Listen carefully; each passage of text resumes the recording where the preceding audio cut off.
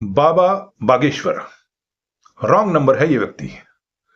चंद minute जुड़े रहिए, challenge है मेरा, साबित कर दूंगा।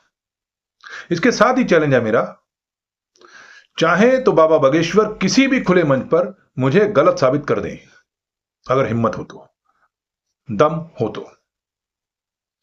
आज नंबर इनका इसलिए आ गया क्योंकि ये पीछे ही कथा कर रहे थे पश्चिम बिहार में, दिल्ली में, जहां मैं रहता हूं।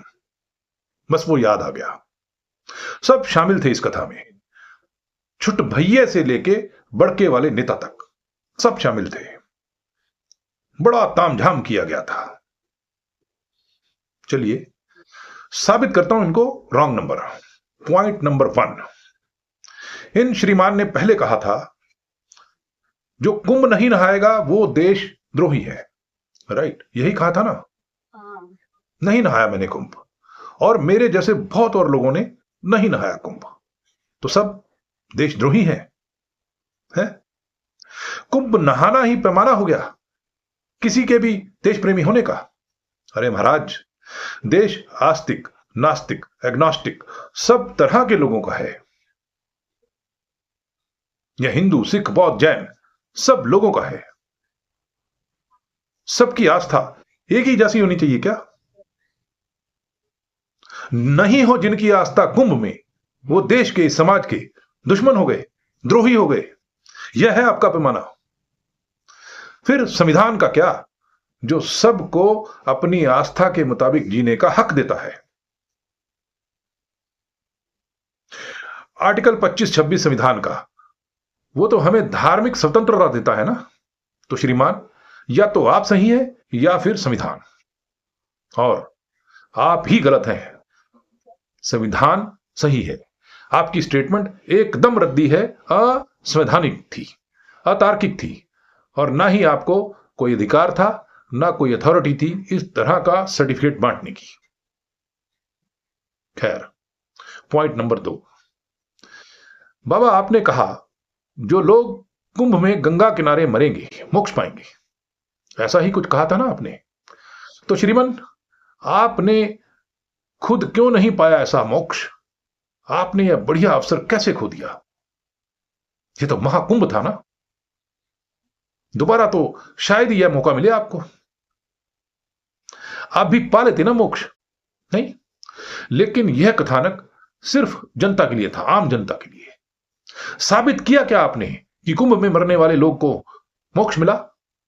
कोई वीडियो, कोई ऑडियो, कोई व्हाट्सएप मैसेज दिखाया जनता को? कुछ भी नहीं। खोखली स्टेटमेंट थी आपकी। तीसरी बात, आप बड़े चमत्कारी हैं ना, चमत्कारी बाबा।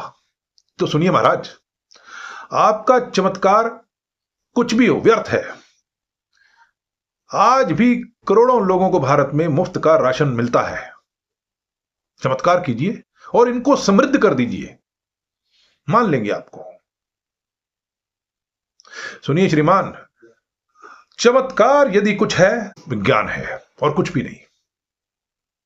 और चमत्कारी बाबा अगर कोई है तो हमारे वैज्ञानिक हैं, ना कि आप जैसे लोग। आप जैसे लोगों ने तो इस समाज को किस्से कहानियों में उलझाया है, अवैज्ञानिक किस्से कहानियां। चौथी बात, हनुमंत कथा। आप इसे कथा की तरह तो सुना सकते हैं, लेकिन तथ्य की तरह नहीं, अन्यथा। चलिए साबित कीजिए, वैज्ञानिक आधार पर साबित कीजिए कि वानर उड़ सकते हैं, बोल सकते हैं, पर्वत उठा सकते हैं। हनुमान जी को वानर ही तो कहा ना हमने। उनका चेहरा, उनका शरीर वानर जैसा ही तो बनाते हैं ना हम।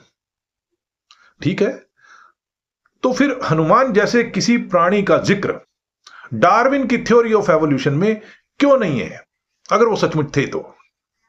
थ्योरी ऑफ एवोल्यूशन जिसे सब स्कूल कॉलेजों में पढ़ाया जा रहा है, क्यों पढ़ा रहे हैं वही डार्विन को? बाबा बागेश्वर की हनुमंत कथा पढ़ाए ना जीव विज्ञान में।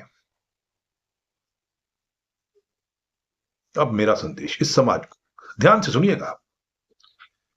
देखिए, यह समाज बहुत पक्षों में समृद्ध रहा है।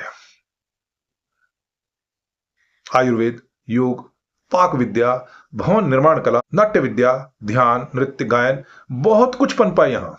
बहुत कुछ दान है इस समाज का दुनिया को।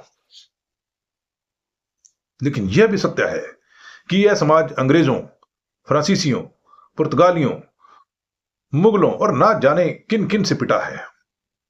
स्थानीय लोग लड़ते रहे, लेकिन फिर यहां अंग्रेजों, मुगलों, फ्रांसीसियों, पुर्तगालियों और अनेक तरह के लोगों का राज भी रहा है। उनका दखल भी रहा यहां। वजह क्या थी पिटने की? तो मेरी समझ यह है कि वजह एक ही थी, एकमात्र वजह। यह समाज विज्ञान में कहीं पिछड़ गया। यह समाज कहीं चमत्कारों, कहीं किस्से कहानियों में उलझ गया। इसे बाबा टाइप लोगों ने पकड़ लिया, जकड़ लिया। अभी पीछे देखा आपने, आसाराम, राम रहीम, इतने दीवाने थे लोग इनके। इस समाज को देने के लिए कुछ भी नहीं था इनके पास। वैज्ञानिकता ही एकमात्र चीज है जो किसी भी समाज को आगे ले जा सकती है। और संविधान का एक आर्टिकल तो कहता है कि हम सबकी ड्यूटी है कि हम वैज्ञानिकता को बढ़ावा दें, और यही मैं कर भी रहा हूं। नमस्कार।